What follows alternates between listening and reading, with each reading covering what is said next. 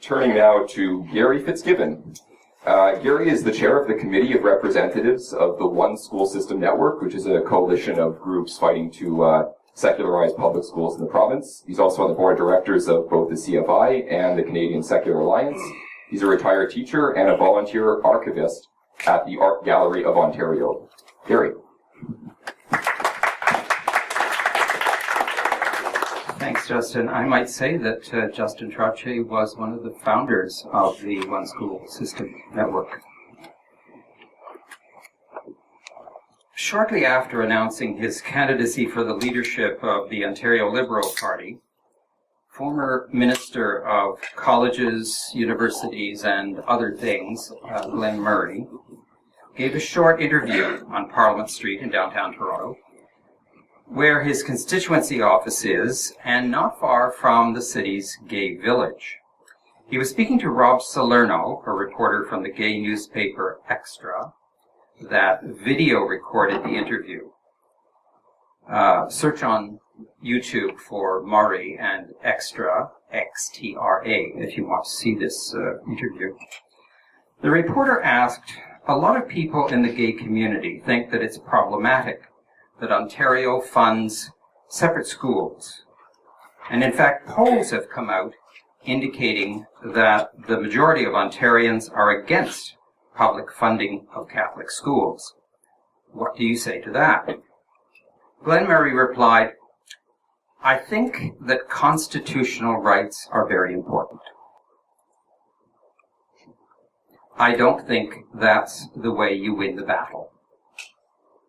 I think you win the battle the way we're winning the battle, which is by respecting people's constitutional rights and passing Bill 13, making GSAs legal, gay-straight alliances.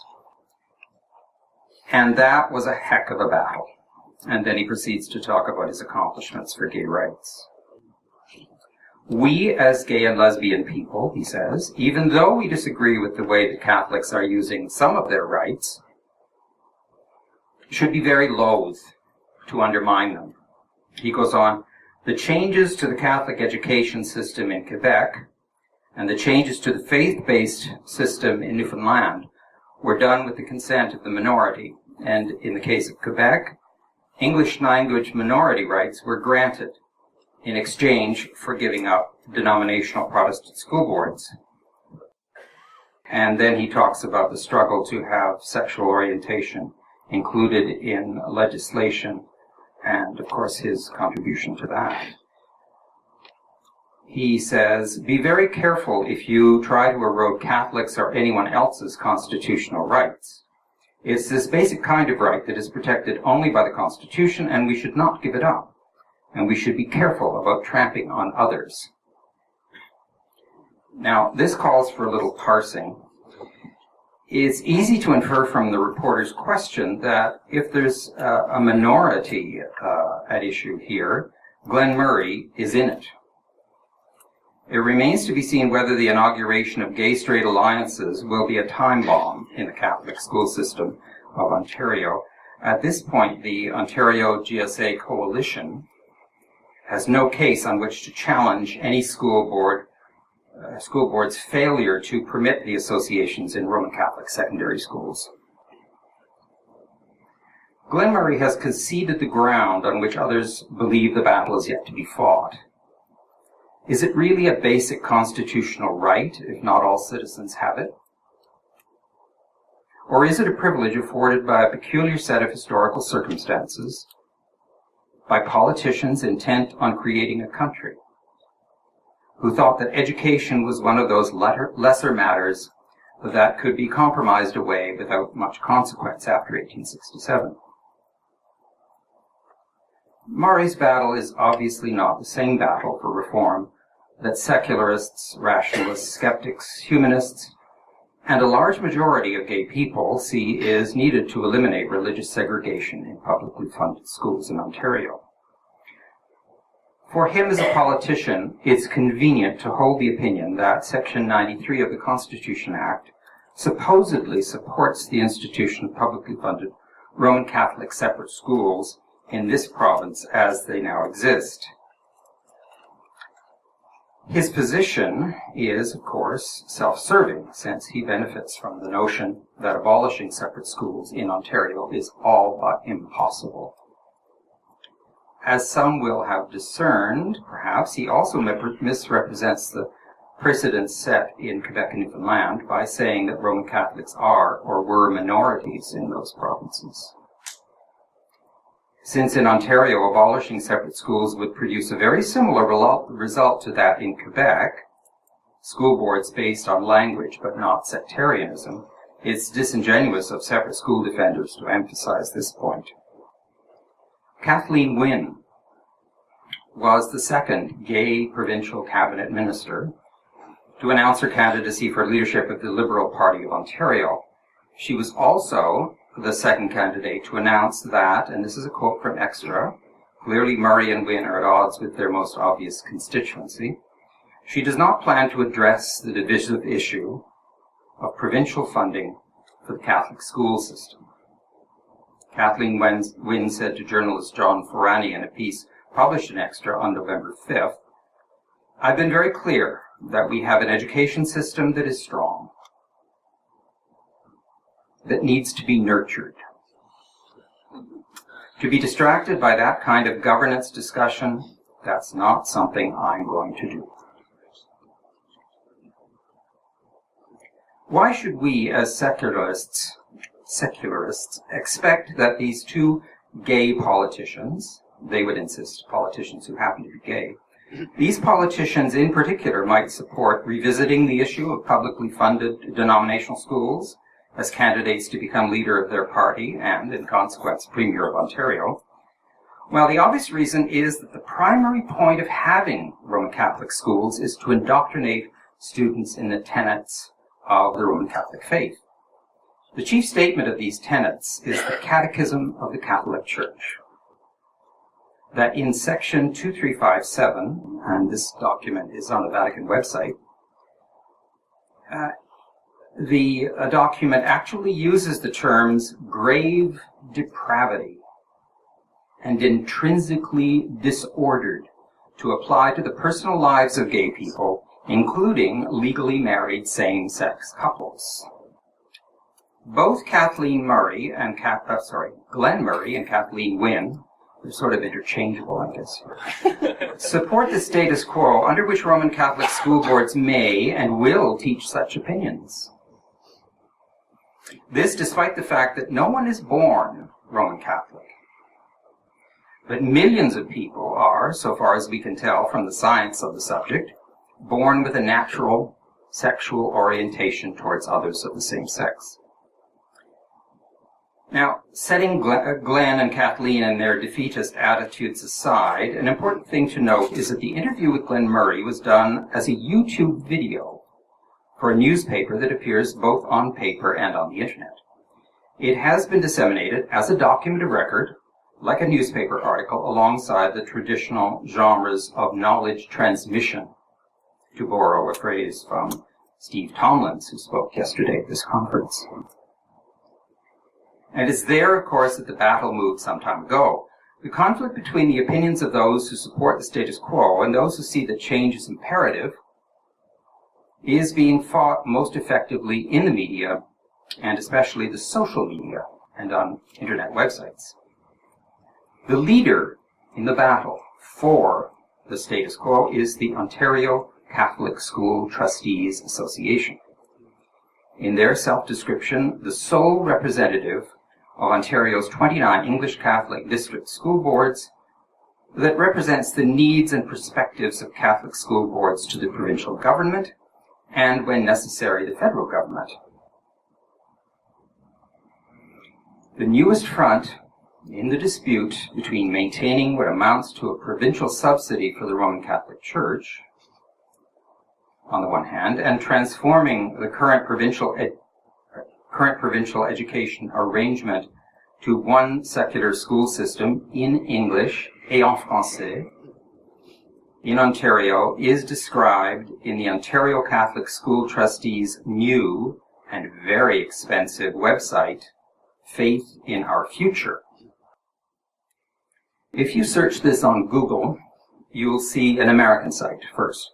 with the same name connected with the Archdiocese of New York. Their extension is .org. The extension .ca identifies what we're interested in. This website, Faith in Our Future, is the clearest evidence yet of the effectiveness of the efforts of the opponents of funding denominational schools in this province. Anyone interested in the issue should not fail to read what it has to say. You are all aware of the history of strife that has brought us to where we are today. The 19th century entitlement, I will not use the word right, the 19th century entitlement of Ontario separate schools is a relic of the religious wars of the 16th and 17th centuries in Europe. It's possible, in fact, to pinpoint a moment when the hostility between Roman Catholics and Protestants in the English-speaking world originated. The acrimonious division was occasioned by the excommunication of King Henry VIII of England in 1533 by Pope Clement VII. The Anglicans and others who established the forerunner of the Protestant school system in Ontario in the 1820s and 30s were the descendants of Henry's Church of England adherents and that church's splinter groups. The Irish, of course, remained defiantly Roman Catholic throughout the Reformation and beyond, and were predominant among the English-speaking Catholic population in 1867, when the British North America Act, establishment of separate schools, was passed. The existence of a French-speaking population introduced the chief complication into the question. The unfortunate heritage of a denominationally partitioned school system in Ontario should have disappeared when public schools were effectively secularized by the decision in Zilberberg et al.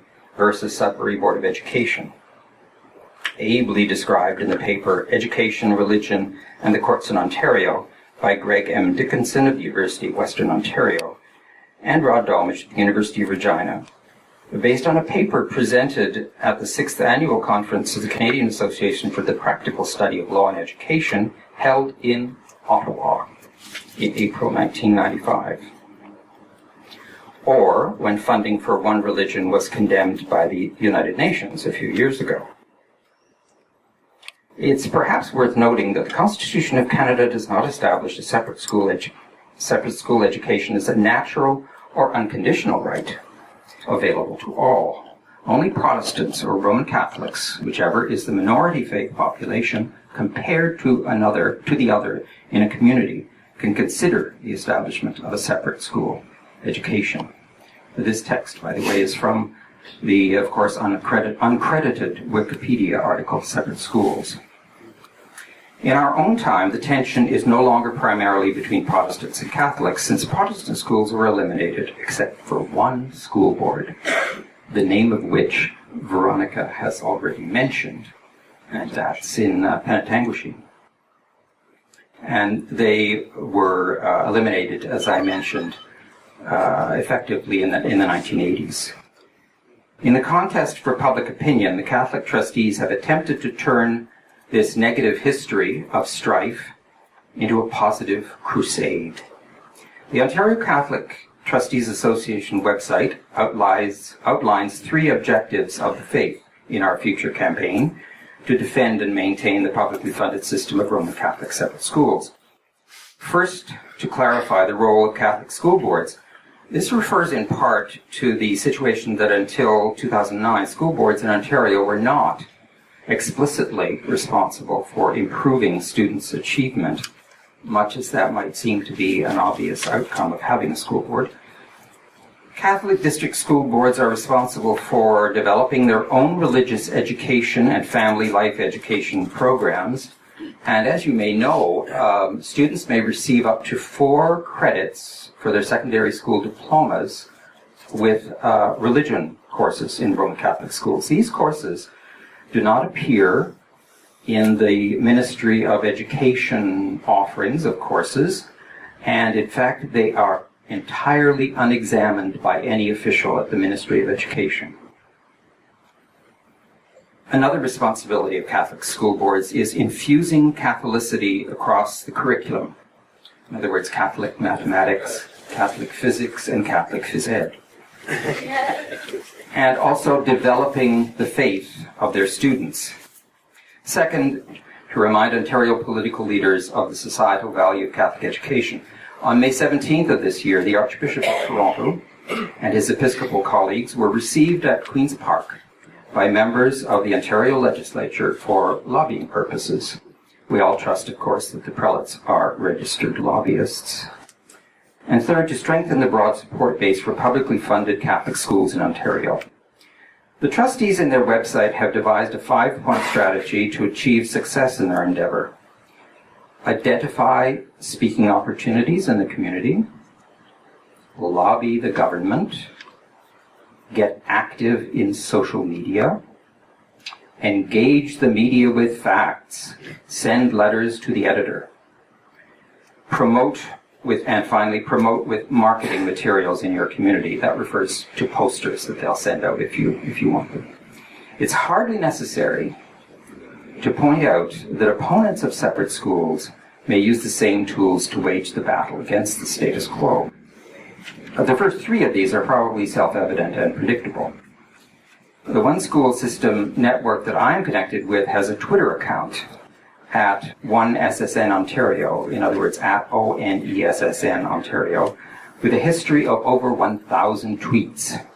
One of my favorites modified the slogan on the Faith of Our Future website, Catholic schools educate, nurture, and inspire transformation, to say, in my tweet, Ontario's public schools educate, nurture, and inspire transformation without indoctrination. The fourth, engage the media with facts, is perhaps beyond the resources of secularist groups since we lack government funding to undertake such engagement to this degree. Quote, we are working with reporters and editors to obtain media coverage that profiles the success of Catholic schools, addresses misconceptions, and articulates why Ontario's unique 4-board school system works for Ontarians. Article templates have been shared with school boards to support media relations efforts, unquote. The fifth is certainly beyond anything One School System proponents could try. Students in secondary schools operated by Roman Catholic school boards are being enlisted by means of a contest to create videos for the campaign. And of course, we're all paying for this. One of the tactics employed by the Catholic trustees is identifying graduates of Catholic schools to exemplify the kind of person that the public school system could never produce. One can read about human rights activist Christine Gervais, a Renfrew Catholic grad. Dr. Christine Gervais is a mother, spouse, professor, researcher, human rights activist, and humanitarian. Note the order of her accomplishments. She's not a humanitarian first, but rather a mother. Note, and we probably know which human rights she is not championing. The campaign is not only being waged by the trustees. The Ontario Catholic Supervisory Officers Association has set as its chief strategic goal to identify the contribution that Catholic education has made provincially and nationally to help shape today's society, and identify the value Catholic education provides society as a prophetic voice in our province and country. The presumption here, unquote, the presumption here is that the Ontario taxpayer is going to pay for supplying this prophetic voice. Therein is the question before the majority of Ontario residents who do not wish to pay for the indoctrination of school children at public expense. The Canadian Secular Alliance is working to end this funding. We are meeting shortly with Michael Prue of the Ontario NDP to understand the situation in the legislature at the moment on the question.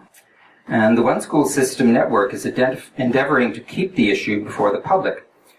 If you wish to contribute, I'm almost finished, so it's okay. Thanks. If you wish to contribute, you could do worse than to consult the Ontario School Trustees website, Faith in Our Future, and proceed to do the diametric opposite. I will end by quoting 2 of the most prominent figures in the One School System movement, Leonard Back. who lives here in Ottawa and blogs on the subject. Those politicians who have the power to change things bear the blame for this situation and the consequences it imposes on the electorate in terms of unfairness, unnecessary hardships, and lost opportunities elsewhere. I suspect that questions may be asked about the amount of money that could be used on better things if the province weren't paying for Catholic schools. And finally, the admirable Riva Landau, who has taken a case to the Ontario Superior Court on the matter of funding Catholic schools. I was in contact with her just before coming to Ottawa from Toronto. She said the Quebec government removed the application of Section 93.1 to Section 93.4 to Quebec by passing the legislation through the Quebec Assembly and the federal government, and period. Then the federal government passed legislation amending the Constitution. So when the Ontario government or a politician says it's a constitutional issue, it's a constitutional issue that is entirely under the control of the Ontario government. If the government wants to remove separate schools entirely, as Quebec and Newfoundland, both majority Roman Catholic provinces, did, it is entirely within their powers. The federal government would pass the same constitution amendment for Ontario as it did for Quebec. Not everyone is aware of this, so it could be useful to pass on to people for when their local MPP claims it's a constitutional issue. Thank you.